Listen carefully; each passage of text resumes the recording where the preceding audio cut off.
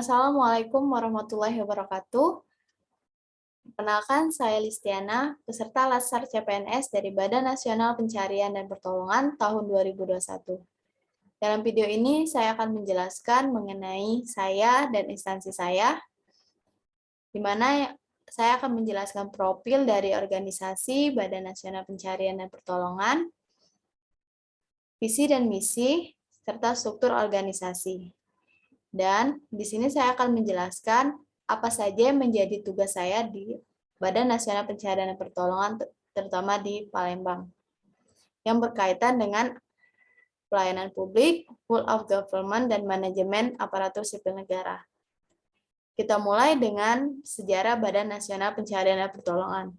Badan Nasional Pencarian dan Pertolongan adalah lembaga pemerintah non-kementerian yang bertugas dalam pencarian dan pertolongan untuk kecelakaan pesawat, kecelakaan kapal, bencana alam, dan kondisi membahayakan manusia. Basarnas hadir karena adanya penyebutan black area untuk suatu negara yang tidak memiliki organisasi SAR di dalamnya.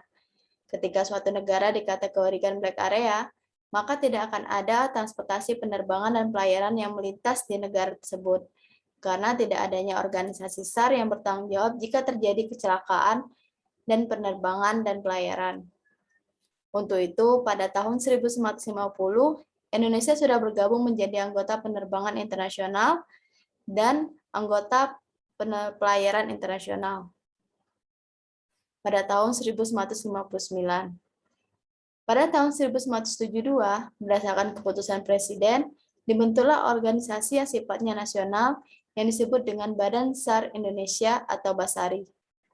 Di dalam Basari, ada salah satunya yaitu Pusat SAR Nasional atau Pusarnas dan Pusat Koordinasi Rescue sebagai pelaksana kegiatan SAR. Agar lebih efektif, Pusarnas yang di bawah Basari pada tahun 1974 dimasukkan dalam struktur organisasi Departemen Perhubungan dan diubah menjadi Badan SAR Nasional. Pada tahun 2007, dilakukan perubahan kelembagaan dan organisasi Badan SAR Nasional yang tadinya di bawah Departemen Perhubungan, sekarang menjadi lembaga pemerintah non-kementerian. Dan tahun 2014, ditetapkannya Undang-Undang tentang Pencarian dan Pertolongan. Dari undang-undang itulah, sekaligus mengubah nama yang tadinya Badan SAR Nasional menjadi Badan Nasional Pencarian dan Pertolongan. Adapun visi misi Badan Nasional Pencarian dan Pertolongan, yaitu terwujudnya pencarian dan pertolongan yang andal, efektif dalam mendukung pencapaian visi dan misi Presiden dan Wakil Presiden, yaitu Indonesia yang maju, berdaulat, mandiri, dan berkepribadian berlandaskan gotong royong. Misi dari Badan Nasional Pencarian dan Pertolongan yang pertama, menyelenggarakan operasi pencarian dan pertolongan yang efektif, terintegrasi, dan berstandar internasional, dalam rangka memberikan rasa aman bagi seluruh warga dalam transportasi maupun dalam menghadapi kejadian yang membahayakan manusia.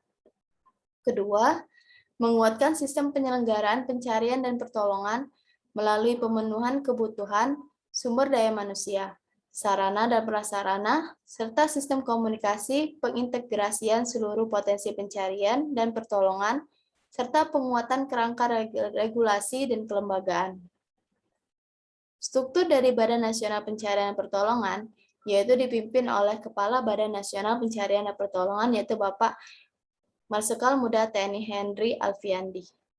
Kemudian, Sekretariat Utama yang merupakan unsur pembantu pimpinan yang berada di bawah dan bertanggung jawab kepada Kepala Badan Nasional Pencarian dan Pertolongan, di mana Sekretariat Utama dipimpin oleh Sekretaris Utama yang membawahi 3 biro, yaitu Biro Umum, Biro Perencanaan, dan Biro Hukum dan Kepegawaian, di mana Sekretariat Utama dipimpin oleh Bapak Dr. Andes Dianta Bangun.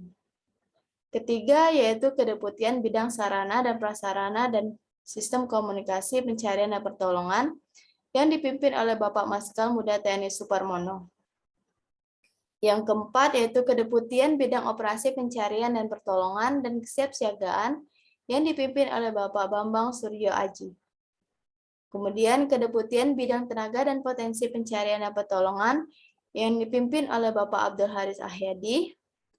Yang keenam adalah Pusat Data dan Informasi yang dipimpin oleh Bapak Didi Hamzar. Dan yang terakhir adalah bagian Inspektorat yang dipimpin Bapak Chanlan Adilen. Badan Nasional Pencarian dan Pertolongan tersebar di seluruh Indonesia dari Sabang sampai Merauke. Saya berdinas di Kantor Pencarian dan Pertolongan Palembang yang membawahi beberapa pos seperti Pos Sar Pagar Alam, Pos Sar Musirawas, Pos Sar Oku Timur, dan salah satu kapal yaitu KN SAR Setiaki.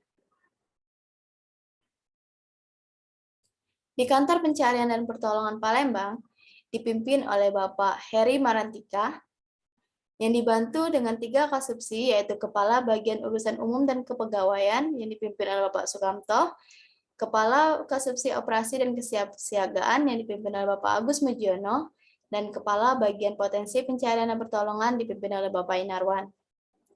Di dalam instansi Badan Nasional Pencarian dan Pertolongan, saya bertugas sebagai calon operator komunikasi.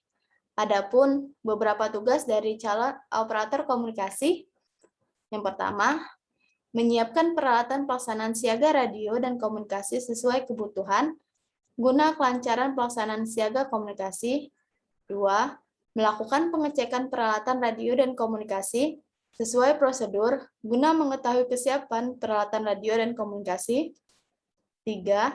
Melaksanakan siaga radio dan komunikasi sesuai jadwal kegiatan untuk membantu memonitor berita musibah dan berita lainnya. 4. Membuat konsep berita musibah berdasarkan ketentuan yang berlaku untuk mendapatkan koreksi dan persetujuan pimpinan. Kelima, membantu melakukan koordinasi dengan unit kerja dan instansi terkait dalam pelaksanaan operasi SAR berdasarkan ketentuan yang berlaku dan arahan pimpinan untuk mendukung kelancaran pelaksanaan operasi SAR. Yang keenam, melaporkan kerusakan peralatan radio dan komunikasi kepada atasan guna mendapatkan perbaikan. Kedelapan, itu melaksanakan tugas kedinasan yang diberikan oleh atasan baik lisan maupun tulisan untuk kelancaran pelaksanaan tugas. Dan yang terakhir adalah melaporkan hasil pelaksanaan tugas sesuai dengan prosedur dan peraturan yang berlaku kepada atasan sebagai bentuk pertanggungjawaban dalam pelaksanaan tugas. Sebagai calon aparatur sipil negara, sudah menjadi kewajiban saya untuk memberi pelayanan yang baik kepada masyarakat.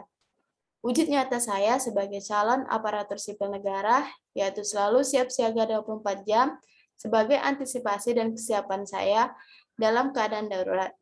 Kemudian mempersiapkan dan menyiapkan peralatan komunikasi sebelum digunakan dan memastikan peralatan komunikasi tersebut dapat berjalan dengan baik, sehingga saya dapat memberikan pelayanan publik kepada masyarakat secara cepat dan tepat. Baik, cukup sekian video dari saya mengenai saya dan instansi saya. Semoga dengan video ini kalian dapat lebih mengenal apa itu Basarnas dan apa yang menjadi tugas dari operator komunikasi di Badan Nasional Pencarian dan Pertolongan. Semoga video ini bermanfaat buat kalian semua. Akhir kata, wassalamualaikum warahmatullahi wabarakatuh. Afiknam Jagat Samagram.